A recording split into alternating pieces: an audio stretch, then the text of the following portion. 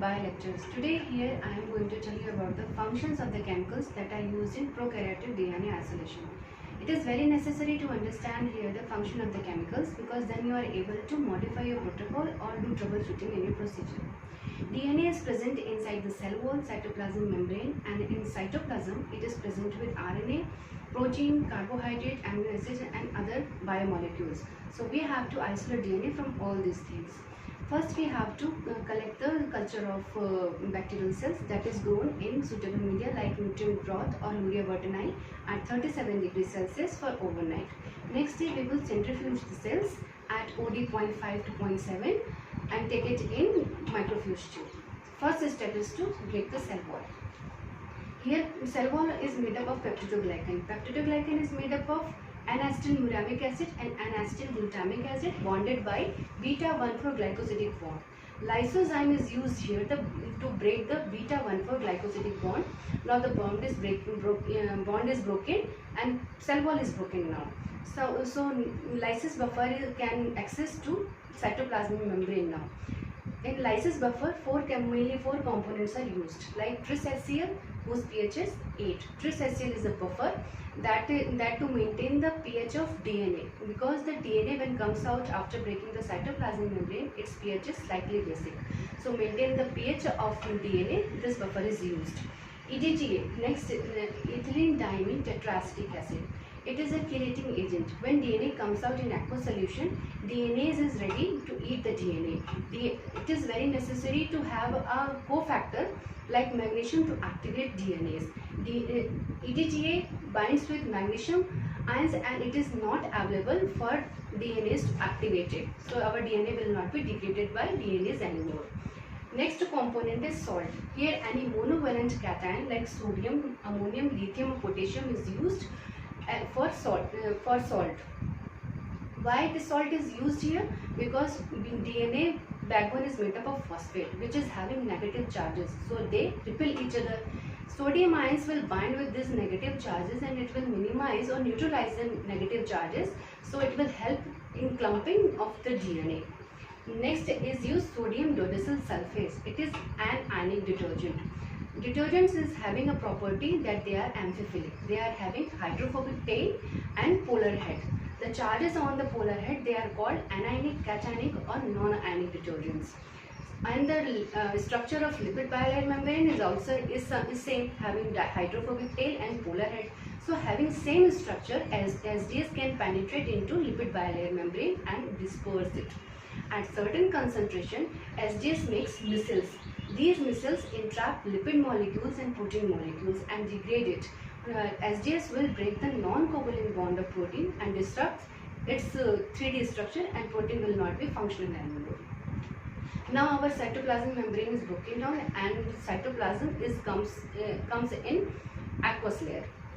In the next procedure, RNase and proteinase are used because in cytoplasm RNA and protein are present. So RNase is used to degrade RNA. RNA attacks on 2-hydroxyl group of ribose sugar. It is not present in DNA. 2-hydroxyl group is not present in DNA, so it cannot attack DNA. RNase will attack on 2-hydroxyl group and breaks the phosphodiester bonds. Next is proteinase. Proteinase will break the peptide bonds between amino acids.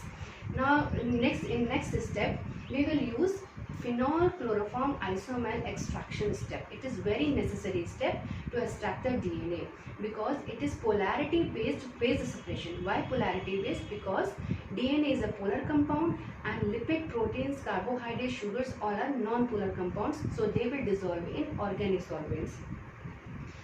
Phenol has a property that when you mix it in with the aqueous layer, it forms foaming. So isoamyl alcohol is used to prevent this foaming. It is an anti-foaming agent. And chloroform is used. Why chloroform is used? Because density of phenol is little higher than water. When you in this any step you did any mistake or and your chemical concentration is little higher than, so it will make your water little denser.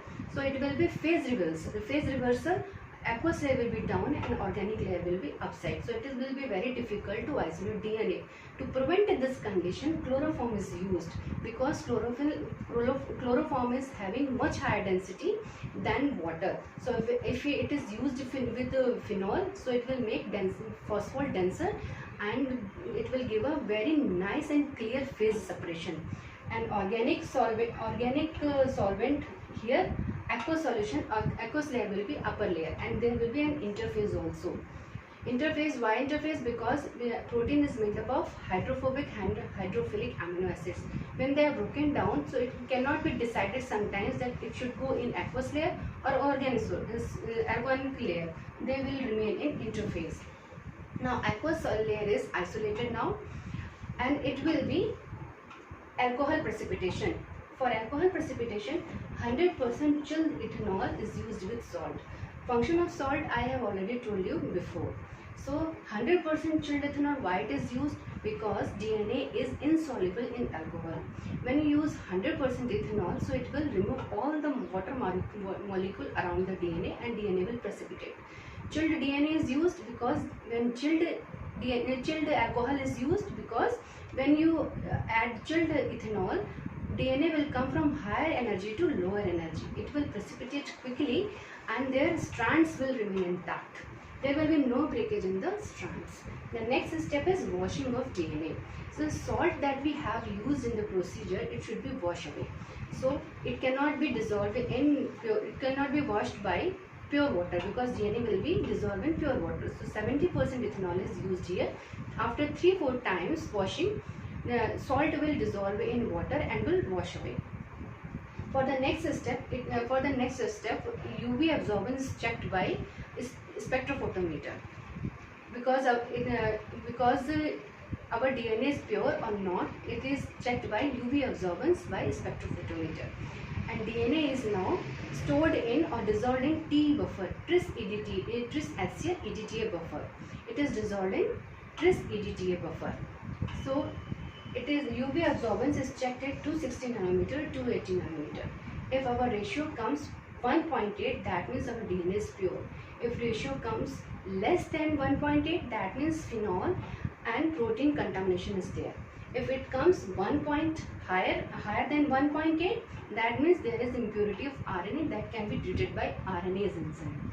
If you liked my explanation, so please subscribe and share my channel. Thank you.